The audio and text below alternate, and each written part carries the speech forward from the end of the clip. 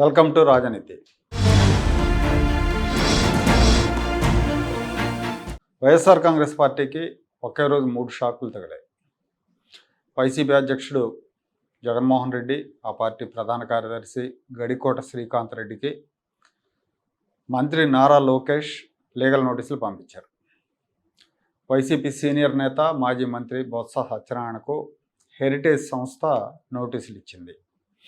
అలాగే సాక్షి మీడియా యజమాని భారతిరెడ్డికి deputy speaker Raghuramakrishnaraju నోటీసులు ఇచ్చారు. తిరుపతి లడ్డు వ్యవహారంలో హెరిటేజ్ సంస్థ ప్రతిష్టకు భంగం కలిగించేలాగా నిరాధారమైన ఆరోపణలు చేశారంటూ హెరిటేజ్ ఫుడ్స్ తరపున న్యాయవాది మల్లికార్జునరావు నోటీసులు జారీ చేశారు.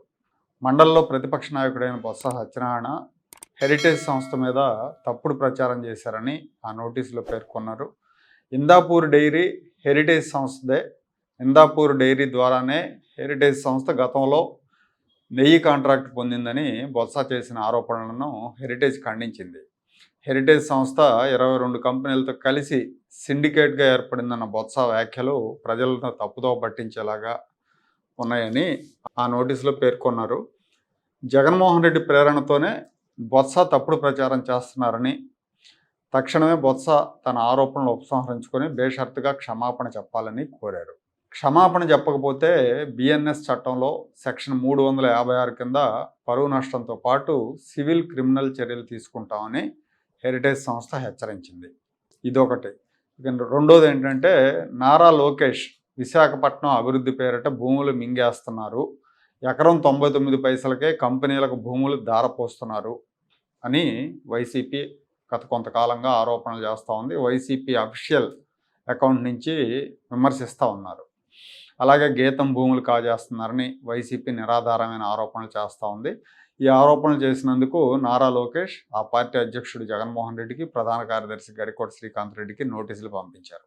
రాష్ట్ర మంత్రివర్గం నిర్ణయం మేరకే ఏదైనా సంస్థలకు భూములు కేటాయింపు జరుగుతుందని, నిరుద్యోగులకు ఉద్యోగాలు కల్పించేందుకు పేరొందిన ఐటీ కంపెనీలకు భూములు కేటాయించాలన్నది పాలసీల ప్రకారమే నిర్ణయాలు తీసుకుంటారని పేర్కొన్నారు. నారా లోకేష్ భూములు స్వాహా చేస్తున్నట్టుగా వైసీపీ అఫీషియల్ అకౌంట్స్ నుంచి తప్పుడు ప్రచారం చేస్తున్నందుకు బేషరతుగా క్షమాపణ చెప్పాలి. అలాగే పరువు నష్టం కింద శ్రీకాంత్ రెడ్డి, జగన్మోహన్ రెడ్డి ఇద్దరు కూడా చెరి 10 కోట్లు చెల్లించాలని నోటీసులు జారీ చేశారు. ఇక రఘురామకృష్ణరాజు గారు ఇందిరా టెలివిజన్ ఎండి జగన్మోహన్ రెడ్డి భార్య భారతిరెడ్డికి సాక్షి ఎడిటర్కు నోటీసులు పంపించారు. తన మీద ఉద్దేశపూర్వకంగా దుష్ప్రచారం చేస్తున్నారని, తన ప్రతిష్ట దెబ్బతీసేలాగా వార్తలు ప్రసారం చేస్తున్నారని, దీనికి క్షమాపణ చెప్పాలంటూ డిప్యూటీ స్పీకర్ రఘురామకృష్ణరాజు డిమాండ్ చేశారు. తనకు నష్టపరిహారంగా ₹1 కోటి చెల్లించాలి, ఆ డబ్బు అమరావతి రైతులకు ఇవ్వాలని రఘురామ తరపున న్యాయవాది ఉమేష్ చంద్ర నోటీసులు పంపించారు. ఒకే రోజు వైఎస్ఆర్ కాంగ్రెస్ పార్టీ అగ్రనాయకులకి 3 లీగల్ నోటీసులు అందాయి. ఈ నోటీసులకి వాళ్ళు ఏం సమాధానం ఇస్తారో చూడాలి.